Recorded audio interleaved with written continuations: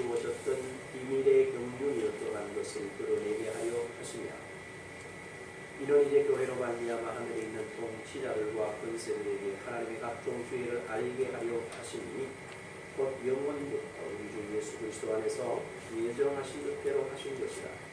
우리가 그 안에서 그를 믿음으로 말미암아 담대함과 확신을 가지고 하나님께 나감을 얻느니라. 아멘.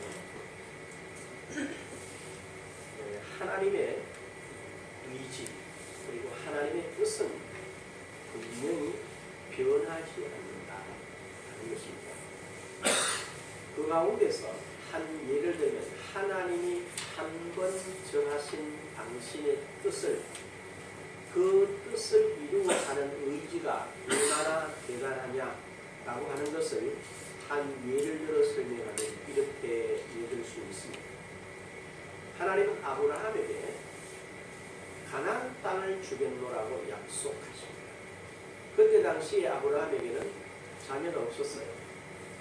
그럼에도 하나님은 분명히 이 땅을 내가 너와 내 자녀 손들에게 줄 것이다 라고 약속했습니다. 그리고 그 약속이 쭉 흘러가서 이스라엘 백성들이 가나안 땅에서 애굽으로 내려가고 애굽에서 430년의 때가 차고 그때 모세를 세워서 그들을 애굽에서 인도해냈어요. 인도함을 받은 사람들이 광야에서 하나님 앞에 불순종하게 됩니다. 그러면 우리 생각에 주려고 했는데 불순종하니까 포기해버리고 안 주고 말아버릴 줄 아니겠어요? 그런데 하나님은 그렇게 하시질 않고 1세대가 이해를 못하고 하나님의 말씀에 불순종함에도 불구하고 그들은 다 광야 사막에서 죽게 되고 그 다음 세대인 2세대 다음 세대를 통해서 그들을 가나안 땅에 인도해 주세요. 그리고 이들이 가나안 땅에 도착해서 성경을 자세히 보면 모세가 얻게 한 그러니까 루벤 지파와 갓 지파, 므낫세 반 지파 그리고 요수아가 들어가서 얻게 한 한 지파 반 합쳐서 4지파와 레위를 빼면 나머지 7지파는 요수아가 죽을 때까지도 자기들에게 허락한 땅을 얻으러 가지 않고 지체하고 게으름을 떨고 있어요. 그러면 어떻게 하겠어요? 아니 너 갖기 싫으니까 그만 말아라 이렇게 하고 말지 않겠습니까? 그런데 하나님은 그렇게 하시질 않고 여호수아를 통해서 이렇게 말합니다. 각 지파에서 3명씩 사람들을 뽑아라. 뽑아서 전 가나안 땅을 다니면서 지도를 다 그려와라. 그래서 지도를 그려옵니다. 그래서 어떻게 해요? 그거를 대제사장과 여호수아와 모든 지파의 대표들과 장로들이 모인 가운데서 뭐하나? 제비를 뽑아가지고 지도를 제비보다 각각 지파별로 쭉 나누어 줍니다. 그리고 성경에 뭐라고 표현이 되어 있냐면 이렇게 되어 있습니다. 땅 나누는 일을 마쳤더라. 하나님이 아브라함과 그 후손들에게 가나안 땅을 주시겠다는 것은 하나님의 약속이고 또 이걸 반드시 이루겠다고 하는 것은 하나님의 의지였어요. 그런데 아브라함의 후손들은 그 땅을 얻는 일에 그렇게 열심히 하질 않아요. 게으름을 떨고 지체하고 핑계하고 이유하고 불순종을 함에도 불구하고 하나님은 그들에게 지도를 그려서까지라도 뭐한단 말이에요? 너 땅이야 하고 나누어 주셨다는 거죠. 이게 바로 뭐냐? 하나님은 한 번 뜻을 정하시면 그걸 반드시 이루신다는 의지의 가장 강력한 표현이라 저는 그렇게 봅니다. 그래서 하나님은 뭐라고 그러냐? 히브리서 6장 18절에 보면 하나님이 하실 수 있는 2가지가 있다. 그 뭐 첫째는 약속하신 것과 그 약속을 반드시 지키는 이 2가지는 절대로 변하지 못할 뭐라고요? 사실이다 라고 해요. 그런데 우리는 대부분 다 뭐 하느냐? 하나님의 그런 의지, 하나님의 그런 확고한 뜻을 우리는 깨닫지를 못해요. 설명을 해도 그냥 넘겨 듣고 말아요. 그래서 하나님은 우리에게 대한, 사람에 대한 하나님의 뜻이 뭐 변했냐? 변하지 않으셨다는 거예요. 하나님이 창세기 1장 26절을 보면 사람에게 뭐라고 그럽니까? 우리가 우리의 형상을 따라 우리의 모양대로 사람을 만들고 그들로 바다의 물고기와 하늘의 새와 가축과 온 땅과 땅에 움직이는 모든 것을 다스리게 하자 하시고 하나님이 사람에게 정하신 그 원래의 계획 앞에서 말씀드린 대로 가나안 땅을 아브라함에게 주시고 그 땅을 반드시 얻게 하셨던 것처럼 창세기 1장 26절의 계획이 사람이 범죄했다고 해서 변했겠어요? 안 변했겠어요? 안 변하셨다는 거예요. 안 변하셨어요. 그래서 하나님이 사람에게 주신 형상, 이미지, 그 다음에 하나님의 모양, 형태는 마치 모든 피조물들은 사람만 모르지 다른 모든 피조물들은 실제를 우리가 볼 때 하나님처럼 지금도 본다는 겁니다. 그래서 뭐라고 그랬죠? 하나님이 주님께서 직접 말씀하시기를 마태복음 10장 32절에 보면 이렇게 표현하세요. 누구든지 사람 앞에서 나를 시인하고 나도 하늘에 계신 네 아버지 앞에서 너를 시인하리라. 누구든지 사람 앞에서 나를 부인하면 나도 하늘에 계신 내 아버지 앞에서 너를 부인하리라. 이거 뭐 한단 말이야? 지금도 하나님의 그 형상과 그 모양을 내가 알고 내가 인정하고 나가면 하나님이 그 사람들 앞에서 나를 존귀하게 여긴다는 거예요. 여러분들이 실제로 생활하는 가운데 한번 살펴보십시오. 여러분이 어느 가서 무엇을 하든지 사람들은 분명히 압니다. 당신은 좀 달라 이렇게. 뭐이 달라? 당신은 예수 믿지 이렇게. 예수 믿지. 왜? 당신 보고 틀림없이 예수 믿어 라고 하는 이미지를 하나님이 그렇게 심어놨대요. 이런 사실들을 뭐 하셔요? 놓치지 마세요. 그리고 하나님은 이와 같이 한번 정하신 것을 실제로 우리에게 그러냐는 거죠. 그런 것들이 그렇다. 이렇게 공간복음, 마태, 마가, 누가 공간복음이라고 해요. 그 가운데서 특별히 이 부분에 대해서 포도원 비유가 나옵니다. 마태복음 21장, 그 다음에 마가복음 12장, 누가복음 20장에 보면 포도원 비유가 나오는 이릅니다. 주인이 포도원을 만들어서 사람들에게 새로 주고 자기는 원래 자리로 가요. 그래서 뭐 하느냐? 새 받을 때가 되면 종들을 하나 첫째 보냈더니 새는 안 주고 종을 때려서 보냈어요. 두 번째 보냈더니 또 그랬어요. 세 번째 보냈더니 때리고 죽였어요. 그래도 계속 보냈어요. 똑같은 짓을 한다는 거야. 그래서 마지막에 누굴 보냅니까? 아들을 보낸다. 아들을 보냈더니 오히려 이들이 아들이면 두려워하고 잘 이렇게 새를 줘가 보낼 줄 알았더니 아니 아들을 잡아 죽여버린 거예요. 그랬더니 마지막에 어떻게 하겠냐?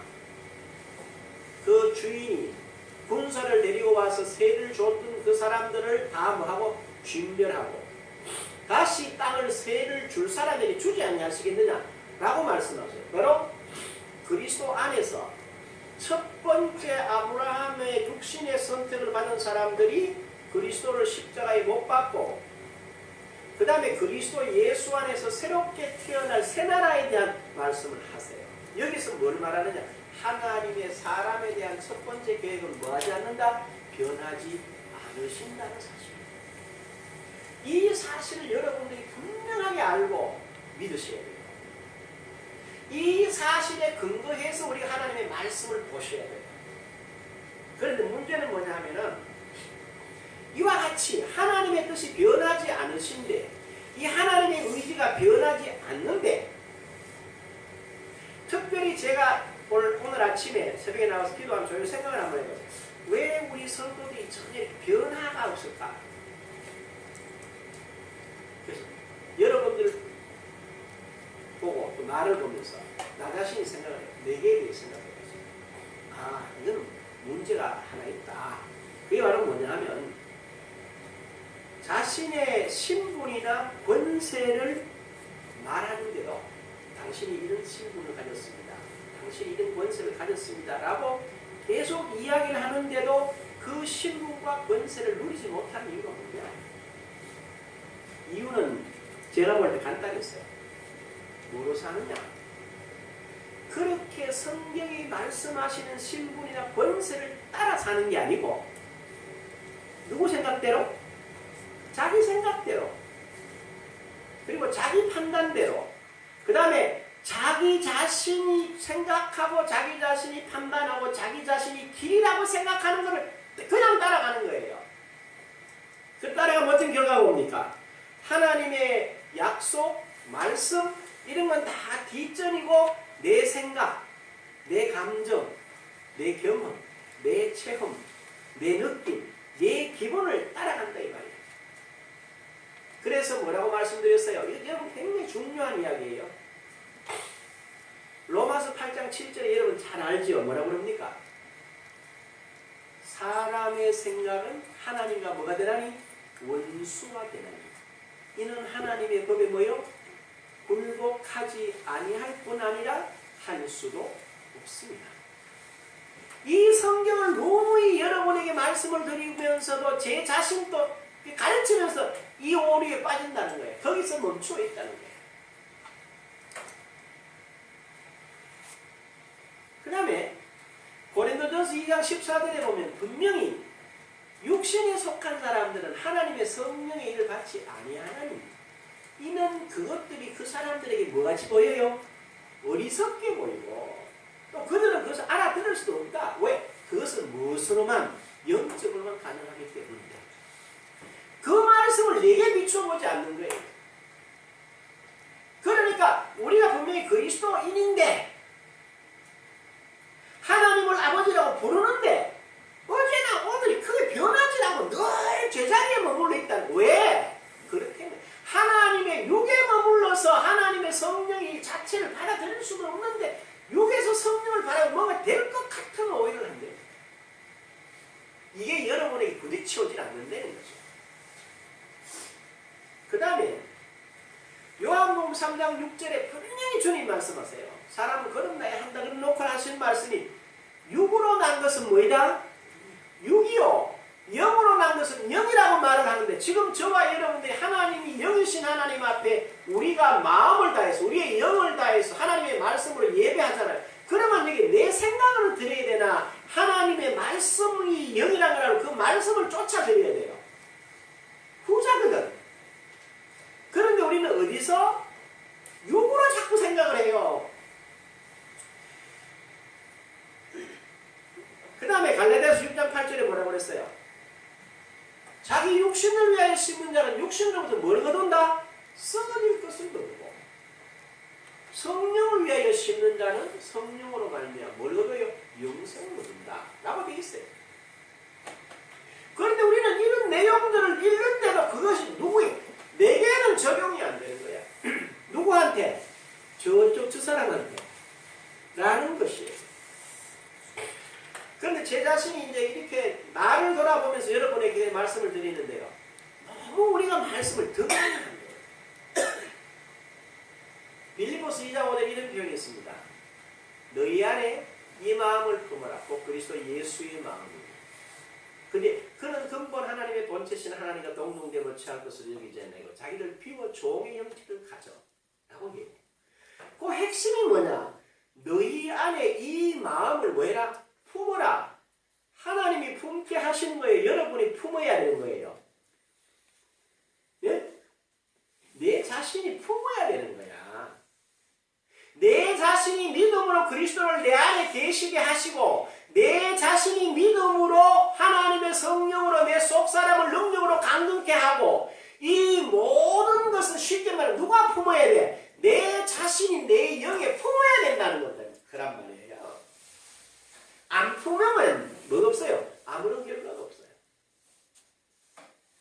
그래서 그럼 우리 아무 결과가 없나? 내가 여러분 속에 안 들어 잘 모르겠어요. 저는 결과가 많아요. 제 자신은. 어느 정도로? 이렇게 뭔가 보면 알 수 있어요. 들으면 이 사람이 어디까지 갔구나를 알 수 있을 만큼. 그리고 하나님의 말씀이 내게 뭘 말씀하시는지를 알 수 있을 만큼. 그러니까 이게 고린도 후서 4장 16절에 보면 겉사람은 후패하나 속사람은 날로 새롭다 이렇게 말했어요. 바울이. 전에는 그게 그냥 이렇게 한 성경을 이렇게 읽혀졌는데 지금은 그게 실제로 내 삶 속에 이렇게 이루어졌는 거예요. 매일의 삶이 다르다는 거예요. 그리고 매일의 삶이 다를 뿐만 아니라 하나님께서 내게 보여주시는 그 새로운 비전이 저기는 굉장히 구체적이고 사실화되어 있어요.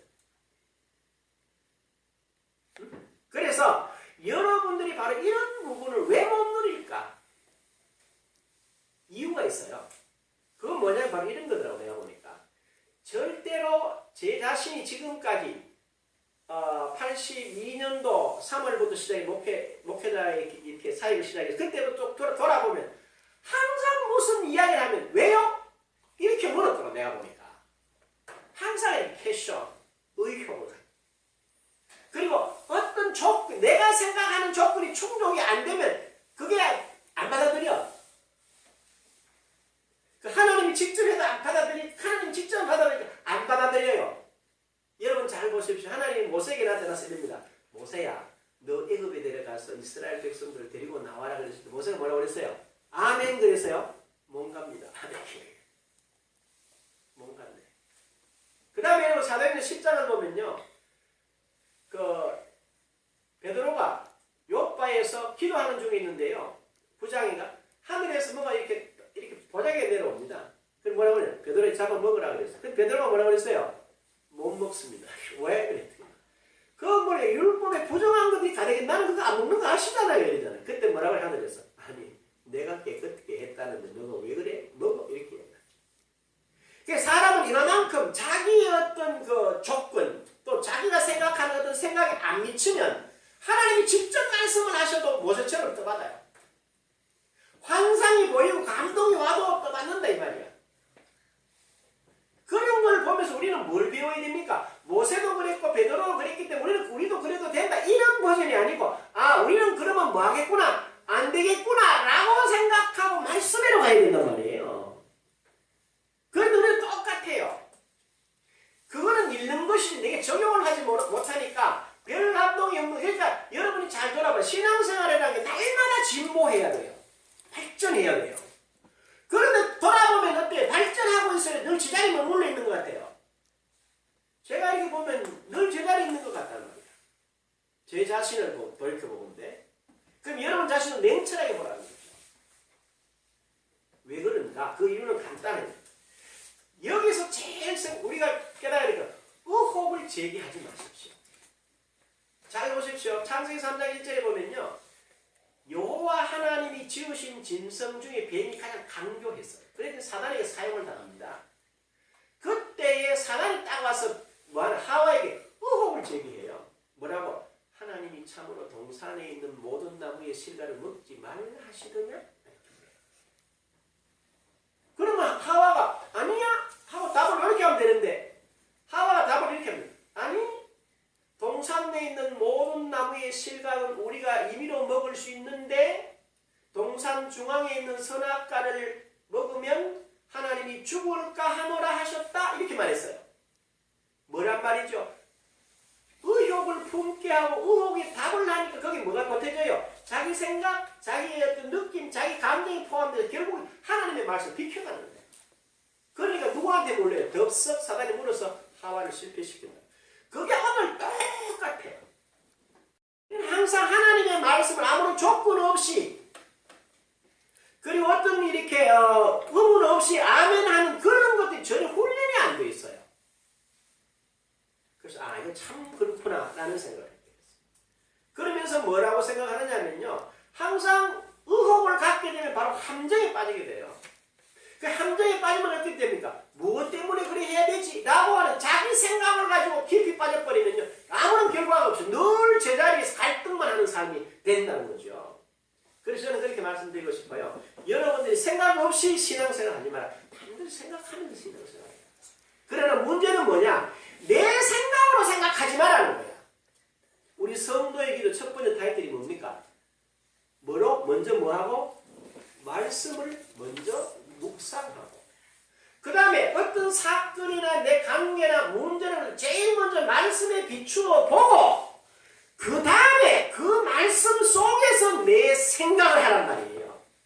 그렇게 여러분의 삶이 전환점으로 이렇게 바뀌어져야 돼요.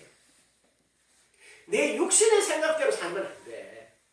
내가 경험한 것, 내가 배운 지식, 내가 가진 감성, 내가 가진 이성을 가지고 하나님 앞에 들이밀면 백전백패예요.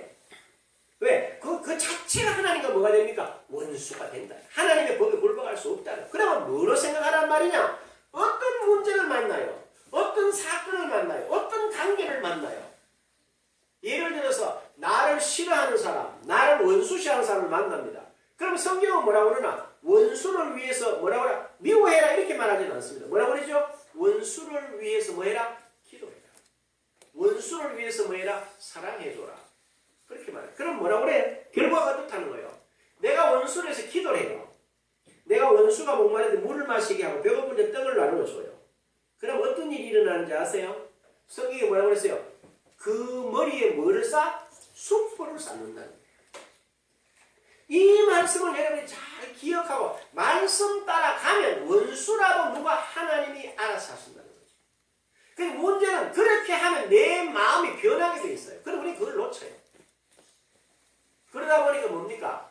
예수 믿는데도 재밌는 거는 예배당에 와가지고도 교인들이 자리를 보면 한 사람은 앞에 있고 한 사람 뒤에 있다. 앞으로 땡기 앉으라 이렇게 하면 목사님 난 안 갑니다. 왜? 그 보기 싫어가지고 앞으로 못 갑니다. 이렇게 이야기를 한다. 이게 참 기가 찬 스토리예요. 이런 문제들이 뭘 막아요? 하나님의 은총을 막는다는 사실을 놓치는 거예요. 그래서 제가 오늘 설이 좀 깁니다만은 여러분들은 2014년도에 지금까지는 그렇게 오셨을 수도 있어요. 그러나 오늘 이 시간 이후로는 모든 일을 먼저 뭐 안에서? 말씀 안에서 바라보십시오. 그리고 그 말씀을 가지고 그 일을 보고 그 관계를 보고 그 사건을 보고 그 다음에 그 미래까지도 말씀을 통해서 생각하고 말씀을 통해서 걸어가면 저와 여러분의 삶에는 탄탄대로가 놓여 있습니다. 그래서 오늘 본문을 여러분이 잘 주목해서 보시면 돼요. 이거 뭐라고 그래요? 본문에서 하고 싶은 말은 이래요. 저는 이 본문을 보면서요. 너무너무 충격적이에요. 10절을 한번 보십시오. 이는 이제 교회로 말미암아 하늘에 있는 통치자들과 권세들에게 하나님의 각종 지혜를 알게 하려 하심이니 이랬어요. 여기서 말하는 교회라고 하는 개념은 우리가 지금 보통 주현교회 그러잖아요. 사실 주현교회라는 말은 틀린 말이에요. 뭐라고 해야 돼요? 주현 예배당이에요. 예배하는 곳이지 이 교회는 아닙니다. 그러나 교회들이 모여서 예배드리는 곳이다 보니까 교회라는 말이 통칭화되어 있어요. 그러나 성경에서 말하는 교회는 그런 의미를 말하지 않아요. 고린도전서 1장 2절에 이렇게 표현하고 있습니다. 뭐라고 설명되어 있느냐 하면요. 그리스도 예수 안에서 거룩하여지고 성도라고 부르심을 받은 자들을 보고 교회라고 해요. 그리스도 안에서 거룩하여지고 성도라고 부르심을 받은 자가 교회입니다. 그리고 우리가 늘 아침마다 주일 아침마다 외우는 에베소 1장 22절에 뭐라고 그래요? 또 만물을 그 발 아래 복종적 그를 만물 위에 교회의 뭐로? 머리로 세우셨느니라. 그 다음에 교회는 그 안에서 충만하니라. 이 예배드리는 공간이 아니고 누구를 말해요? 성도 한 사람 한 사람을 말한다는 거예요. 그 사실을 여러분이 깨달으셔야 돼요. 그 다음에 골로새 1장 18절에 그랬어요. 그는 몸인 교회의 머리시라. 그러니까 뭐 이 성경에서 말하는 교회라고 하는 것은 예배드리는 이런 공간 개념이 아니라는 거예요. 그리고 한 곳 더 보면 골로새서 2장 10절에 뭐라 그럽니까? 모든 통치자와 권세의 머리시라. 누가? 바로 네 안에 계시는 그리스도가. 이처럼 우리가 바로 신자된 우리가 교회라는 것입니다. 여기에서 교회된 저와 여러분을 보고 뭐라고 그러냐면요. 본문에서는 교회는 이제는 우리로 말미암아 교회를 통해서 교회된 우리 성도라고 말하고 신자라고 말하는 우리를 통해서 하나님이 무언가 하실 일이 분명하게 있다. 그게 뭐냐? 이렇게 말하죠. 이제는 교회로 말미암아 하늘에 있는 통치자들과 권세들에게 라고 말했어요. 근데 여러분 잘 생각해봐야 돼요. 하늘에 있는 통치자가 누굽니까? 성삼위일체이신 하나님을 가리켜서 하늘에 있는 통치자들과 권세들에게 라고 했을까요? 아니라는 거예요. 왜? 같은 성령께서 새 사람 만들어 놓은 우리를 가지고 하나님 앞에 권세들 앞에 이렇다 하나님의 지혜라 이 말은 아니거든. 그럼 이 통치자와 권세는 뭘 말하느냐는 거예요. 바로 뭘 말하겠습니까? 바로 악한 사단의 존재를 씁니다.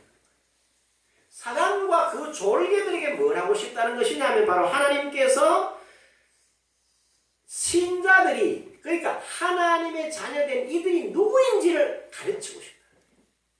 그래서 그랬죠. 하나님의 각종 지혜를 알게 하려 하심이라. 이렇게 말했어요. 여러분 하나님의 지혜가 어떻게 나와 있어요? 하나님의 지혜는 이렇게 나와 있어요. 고린도전서 1장 24절에 보면요. 예수 그리스도는 하나님의 뭐요? 지혜와 능력이다. 그래 그리스도가 어떤 분이며 이분이 어떤 힘과 어떤 능력을 가졌는가를 바로 누구에게? 이 세상과 이 세상의 권세 잡은 자들과 통치자들에게 하나님이 우리를 통해서 뭐 하고 싶다는 거요? 나타내시고 싶다. 이게 교회입니다. 이게 성도된 저와 여러분이라는 거죠. 그래서 실제로 구약에 보면 사단이 하나님 앞에서 사람들을 밤낮으로 참소했던 것을 알 수 있어요. 아세요? 그 계시록 12장 10절에 이렇게 되어 있습니다. 우리 하나님 앞에서 밤낮 참소하던 자가 쫓겨나고 구약에는 사단이 하나님 앞에서 밤낮 뭐 했냐? 성도들을 참소했다는 참소. 참소라는 뜻이 뭐냐면요. 없는 건데 아닌 것인데 마치 사실인 양 남을 뭐 하는 거? 헐뜯는 거. 그게 뭐란 말이에요? 참소라는 거예요. 그리고 그 대표적인 예로 이런 이야기가 있습니다. 욥기서 보게 되면요. 성경은 욥을 이렇게 표현해요. 욥 1장에 보면 욥은 동방에서 의인이라. 그러면서 욥은 하나님 보시기에 온전했다고 했어요. 그런데 사단이 욥기서 1장 6절에서 12절에 보게 되면 하나님께 욥을 고소합니다. 네 어디 갔다 왔냐? 이랬더니 사단이 하는 말이에요. 땅에 두고 다녀왔는데요. 그때 하나님이 내 종 욥을 유의해서 봤냐? 맞습니다. 그런데 하나님 까닭 없이 그렇게 들을 수 있을까요? 그게 무슨 말이냐? 하나님이 그를 복 주셔서 그렇지요. 이랬대요. 그때 하나님 하시면 그래? 그렇지 않은데 아닙니다. 그러면 한번 시험해 보십시오. 그럼 한번 해봐라. 그랬더니 욥에게 어떤 일이 일어나면 욥은 전혀 내용을 모르는데 갑자기 소 치는 사람이 오더니만 도둑질에 손을 다 빼앗아갔대요. 조금 있다가 하는 말이 오더니 뭐라고 그래요? 또 양 치는데 하늘에서 불이 내려가 양을 확 살아버렸대요. 그럼 좀 있으면 도둑질가 와가 자기 낙타를 다 도둑질해요. 그러면 마지막에 한 사람이 홀리고 또 오게 하는 말이 당신의 자녀 10명이 큰형집에서 생일 파티를 하는데 바람이 불어가 집이 멍탕 무너져 자식들이 다 몰살해버렸다. 이런 참혹한 일이다. 근데 여기 뭐라고 해요? 아니 이럴 수가 있나 이러질 않고 주신 자도 여호와시고 취하신 자도 여호와시다. 이렇게만 입술로 범죄하지 않는다. 그러니까 다시 하늘에서 해가 이렇게 사단이 또 그 앞에 또 있어요. 근데 어디 갔다 왔니? 그랬더니 그래 또 땅에 돌아왔대. 하나님이 네가 가봐. 괜한 네가 나를 욥을 참소해서 내가 그런 일을 허락해 내가 욥을 그랬는데 욥 그러지 않았지 않냐? 그렇게 하는 말이 이릅니다. 사람이 어찌 자기 건강과 모든 걸 바꿀 수 있겠습니까? 욥을 치십시오. 그러면 욥이 반드시 하나님을 원망할 겁니다. 그렇게 하나님 말씀하시면 생명을 해야지 말고 이 일을 해봐라. 여러분이 아다시피 그러고 나서 욥이 9개월 동안 악성 피부병에 걸려가지고 계약장으로 막 끌고 몸에 막 부득이가 일만큼 괴롭습니다. 그럼에도 불구하고 하나님을 원망하지 않습니다. 이처럼 사단은 구약시대의 욥을 비롯해서 역대상 21장에 보면 다윗을 그렇게 했고 그 다음에 다니엘의 하나님의 응답을 방해했고 그 다음에 이스라엘이 포로 중에 있을 때 다리오 왕 시대의 스가랴 선지자에게 하나님의 환상을 보여주시는데 대제사장 누구인지는 모르지만 여호수아가 죄를 지어가지고 검은 얼굴을 아주 흉측한 모습을 하고 있어요. 그래 그런 모든 배후에 누가 사단이 역사하고 있다는 걸 보여줬다. 구약시대에 그렇게 했었어요. 성경에 이렇게 설명을 하고 있어요. 신약도 비슷해요. 예수님께서 이 땅에 오셨습니다. 예수님 시대 여러분 잘 보면 말이죠. 요한복음 12장 31절에 보면 이렇게 표현되어 있어요. 이제 이 세상에 대한 심판이 이르렀으니 이 세상의 임금이 쫓겨나리라. 이 세상의 임금이 다른 임금이 있다는 거예요. 예수님께서. 그 다음에 16장 11절에 이 세상의 임금이 심판을 받았음이니라 라고 하셨어요. 그 다음에 직접 예수께서 시험 받으실 때도 사단이 자기의 권리에 대해서 주장하는데 그 권리를 주님이 거짓말이야 이렇게 말씀하진 않아요. 예컨대 한번 보십시오.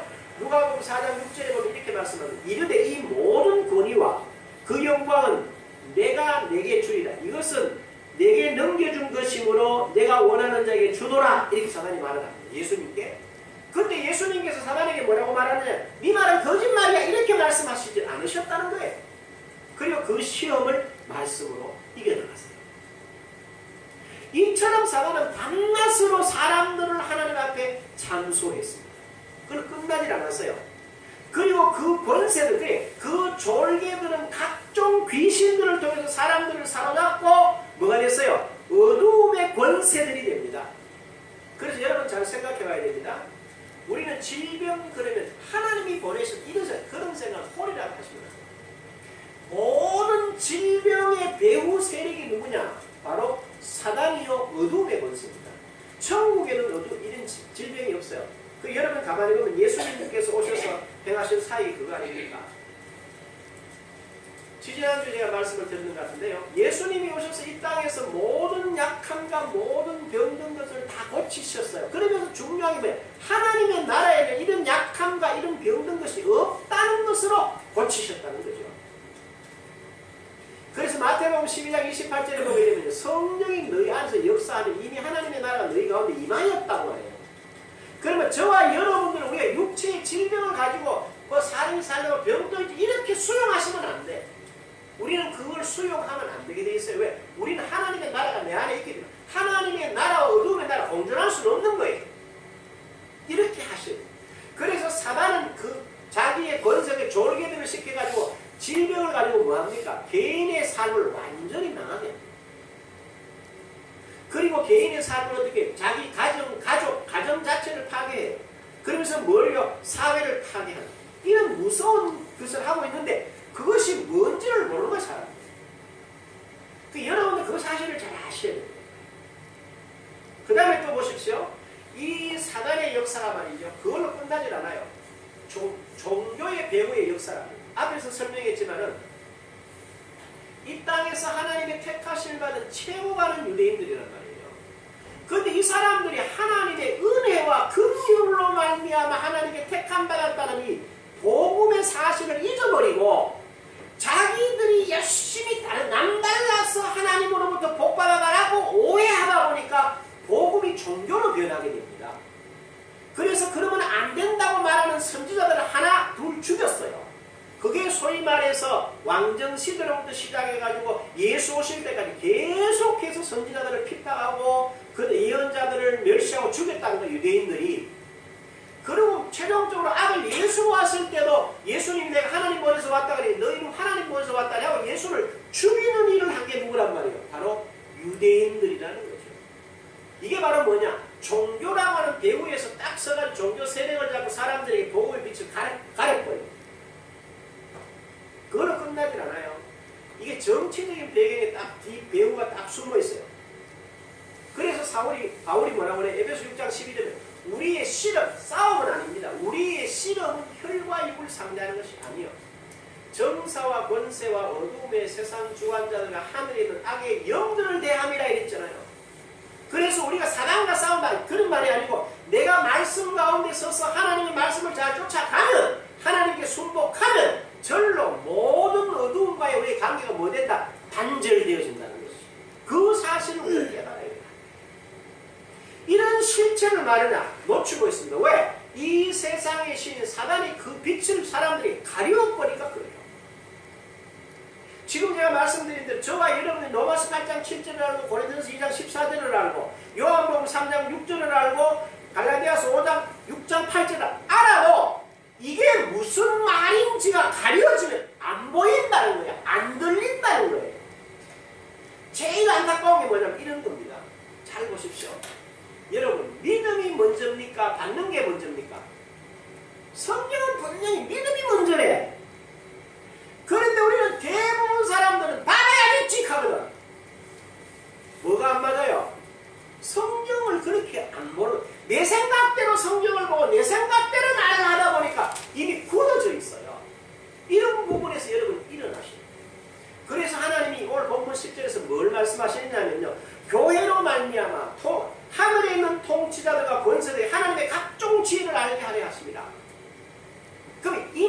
말하는가? 각종 지혜라고 하는 것은 다른 것이 아닙니다. 여러분이 요한복음 14장 12절에 보면요, 예수님 하신 말씀이 그 말씀입니다. 내가 진실로 진실로 너희에게 이르노니 나를 믿는 자는 나의 하는 일을 그도 할 것이요 또한 이보다 큰 일도 하리라. 이는 내가 아버지께로 감이니라. 그 말씀에서 뭘 말하느냐면요, 예수님이 행하셨던 그 자리에 누구를 대신 세워서요? 예수 믿는 자를 대신 세웠다는 얘기입니다.